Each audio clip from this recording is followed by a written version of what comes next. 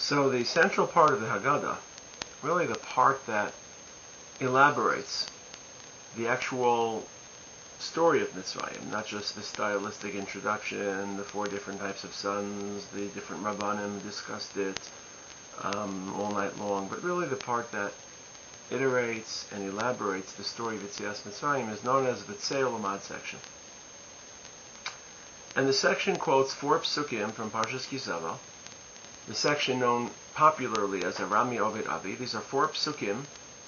One pasuk describes the descent of the Jewish people into Egypt against their will. HaKadosh Baruch Hu almost compelled Yaakov to descend, realizing that history required that relocation. The second pasuk describes the evolving persecution and bondage, the discrimination.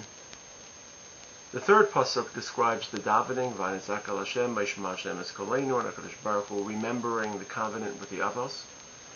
And the fourth pasuk describes the actual delivery, V'yotzeinu Hashem Elokeinu misham, b'yad chazakah, v'shar v'tzah, v'mar gadol v'yosos v'mofsim. These are the 4 psukim which a person recited when he entered the Beis HaMikdash bearing Bikurim. These are 4 psukim which the Bikurim bearers recited to identify and relive the story of Yetzias Mitzrayim. They didn't live through Mitzrayim. If they lived in Eretz Yisrael and brought Bikurim, they didn't exit Egypt. This was their way of identifying with Yetzias Mitzrayim, so it becomes our way on the night of Pesach to identify with Yetzias Mitzrayim. And the Haggadah selects these 4 psukim and dissects each pasuk and each phrase and cross-references it with other psukim and midrashim. So that 4th pasuk, the pasuk which describes the Exodus, V'yotzeinu Hashem Elokeinu misham, how did Hashem redeem us?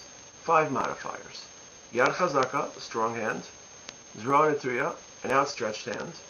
Mara gadol, osos, signs, mofsim, and symbols.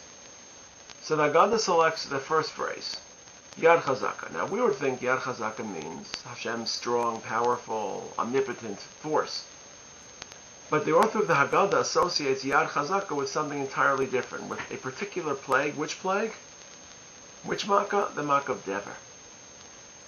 How does the author of the Haggadah know that Yad Chazaka in Parshas Kisavo, in the section of Rami Ovid Avi, refers to Dever? Well, he gets it from Parshas Bo, of Be'era. When Dever first struck, the Egyptians realized, Hine, Yad Hashem, Haya b'miknecha, the hand of God has afflicted the cattle, and since the Egyptian sorcerers refer to it as Yad Hashem, so HaKadosh Baruch Hu himself in Kisavo, when he says Yad Chazakah, refers to Dever. Which just begs the question, why is Dever called Yad Chazakah? It's not the most horrifying, it's not the most terrifying Makkah, it's not the most dramatic Makkah, not the most deadly or fatal. Why is Yad Chazakah referred to as Dever? Now the simple answer is because Dever attacked the Egyptian deities, the Egyptian idols. They worshipped their cattle. But the truth is, the Egyptians basically worshipped whatever they get their hands on. And each Makkah affected a different Egyptian idolatry. So whether it was the first 2 plagues attacking the Nile, which the Egyptians worshipped, or plagues attacking the sun, Osiris and Ra, were forms of paganism that were very popular in ancient Egypt. So the Egyptians worshipped everything. And the 10 plagues were a sequence of attacks on Egyptian deities and pagan idols. What made Dever unique? Why is Dever referred to as Yad Chazakah? I think the answer is as follows. The 10 Makkos and the delivery from Mitzrayim was not just an opportunity to liberate the Jews and to avenge the Egyptians, but also to display monotheism, this new concept, new to man, of course, that God wasn't a planet or wasn't something physical or a season or an ocean or a tree, that God was invisible and non-physical, and you can't see him, and you can't understand him, and you can't paint him. And that message had begun to spread in Sefer Bereshis, where Abraham carries it to the people of Hebron, who see him as an Nasi Elokim, and Yaakov carries it to the people of Aram Naharayim in his 20 years plus, when he's with Laban, and Yitzchak disseminates it to the people living on the coast, and he signs covenants with Avimelech, Melech Plishtim. But there was one empire which remained absolutely intransigent. When Moshe Rabbeinu approaches Paro in Parshas Shemos and he introduces Hashem. Paro is dumbfounded. Mi Hashem, Asher Shema B'Kolo. Who is this God you speak of? I know so many gods. I've got books of gods, but who is this transcendent, unseeing, or unseeable, invisible God? I don't know and I don't care to listen. And the Makos were an opportunity for HaKadosh Baruch Hu to introduce himself. And not just introduce himself, but to introduce a whole new theology, a whole new way of man conceiving and considering God, that he's invisible. Dever was really the plague that was least visible and least palpable. All the other plagues, all the other makos had something physical, whether blood or frogs or wild animals or boils, even choshech, which we assume is just the absence of light. That choshech was a palpable choshech, the yamish choshech. Dever was this horrifying, terrifying attack launched by a microbial world, of course directed by HaKadosh Baruch Hu. That's what makes plagues and pandemics so scary, because you can't see them and trace them. You don't know where they're breaking out and how they're passing from one organism to another. And this was HaKadosh Baruch Hu's opportunity to teach the Egyptians that there is a realm that you can't see, but that's the realm that's very powerful and influential, and that's what I am. Something you can't see. Not that Hashem Chas v'Shalom is comparable to the microbial world, but it's an opportunity to redirect the Egyptian attention away from the physical to something they couldn't see, the invisible. And this is HaKadosh Baruch Hu's way of lessening and retraining the Egyptians. Hashem calls this plague Yad Chazakah, and the Egyptians probably believe that there's some hand that will descend from heaven and sweep them up and grab them. And Hashem says, my hand isn't fingers and skin and bones. My hand is something like Dever, something you can't see. And that's why Chazal say that Dever was not just a once-off plague, but according to Yeshua ben Levi in the Medrash, Dever accompanied every single plague.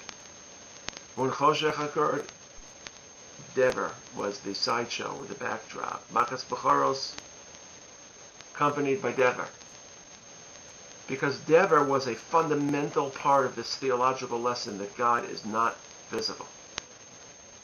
And that's why Hashem called it Yad Chazakah, as a way of taunting the Egyptians. My hand is not a hand. My hand is not physical. I am not physical. My hand is something you can't see. And the truth is, this notion, this reorientation began before Dever. The third Makkah, Dever is the fifth. The third Makkah was Kinim. Kinim was physical, but it was shrunken really small. The lice were smaller than the size of a grain of barley, and the Egyptian sorcerers couldn't reproduce it because pagan magic is rooted in the world of the material. They could change material, invert material, redirect material, but they can't affect material. It's shrunken so small. And when Kinim struck, so the Egyptian sorcerers called it Etzba. They started to realize that God doesn't have a finger, but God, Hashem, is something so small, and that they were being retrained, re-lessoned. So Kinim introduced the notion that God isn't physical, and Dever really provided it in very powerful demonstration that God is not physical. That's why it's called Yad Chazakah. It's a taunt. And then the word Yad Chazakah appears one other time in the Torah. This time not in Parshas Kisavo, but the final pasuk in the Torah, L'chol Yad Chazakah, L'chol Mara Gadol Asher Aseh Moshe L'nei Kol Yisrael.